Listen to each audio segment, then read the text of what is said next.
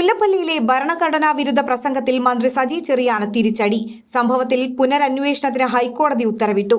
ഭരണഘടനയെ മാനിക്കുന്നതല്ല സജി ചെറിയാന്റെ പ്രസ്താവനയെന്ന് ഹൈക്കോടതി വിലയിരുത്തി. പോലീസിന്റെ അന്വേഷണ റിപ്പോർട്ട് ഹൈക്കോടതി റദ്ദാക്കി. ഭരണഘടനയെ അപമാനിക്കാനുള്ള ഉദ്ദേശമില്ലെന്ന സജി ചെറിയാന്റെ വാദവും ഹൈക്കോടതി തള്ളി. അന്വേഷണ ഉദ്യോഗസ്ഥന്റെ റിപ്പോർട്ട് നിയമപരമായി നിലനിൽക്കുന്നതല്ലെന്നും ഹൈക്കോടതി നിരീക്ഷിച്ചു. മജിസ്ട്രേറ്റ് തീരുമാനമെടുത്തത് സാക്ഷിമൊഴികൾ പരിഗണിക്കാതെയാണെന്ന വാദത്തിൽ ദൃശ്യങ്ങളിലൂടെ സജി ചെറിയാന്റെ പ്രസ്താവന വ്യക്തമാണെന്ന് ഹൈക്കോടതി പറഞ്ഞു. ജനങ്ങളെ കൊള്ളയടിക്കാൻ പറ്റിയതാണ് ഇന്ത്യൻ ഭരണഘടന എന്ന് പറഞ്ഞായിരുന്നു മന്ത്രി സജി ചെറിയാൻ 2022 വിവാദ പ്രസംഗം നടത്തിയത്. ഭരണഘടനയെ അവഹേളിച്ചുകൊണ്ട് അന്ന് മന്ത്രി നടത്തിയ പ്രസംഗത്തിൽ സജി ചെറിയാനെ അനുകൂലിച്ചായിരുന്നു പോലീസിന്റെ റഫർ റിപ്പോർട്ട്.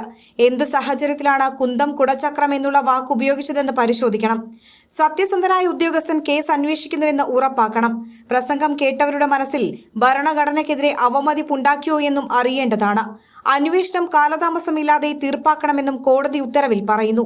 ഫോറൻസിക് റിപ്പോർട്ട് വരുന്നതിനു മുൻപേ അന്വേഷണ ഉദ്യോഗസ്ഥൻ ഫൈനൽ റിപ്പോർട്ട് സമർപ്പിച്ചു.